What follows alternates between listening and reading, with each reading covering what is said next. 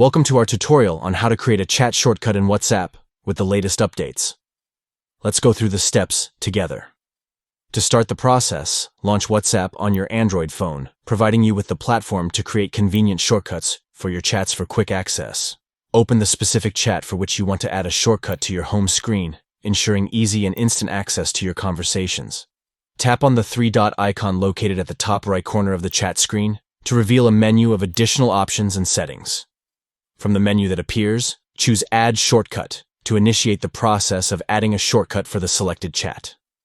A confirmation pop-up will appear on the screen. Simply tap on Add to confirm and place the WhatsApp chat shortcut on your home screen.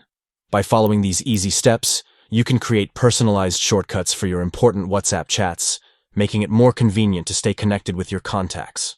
Utilize this feature in WhatsApp to streamline your messaging experience and access your chats with just a tap on the shortcut icon on your home screen. Thank you for watching this tutorial. We hope it has been informative in demonstrating how to create chat shortcuts in WhatsApp with the latest updates. Start creating your shortcuts today and enjoy seamless communication with your contacts on WhatsApp.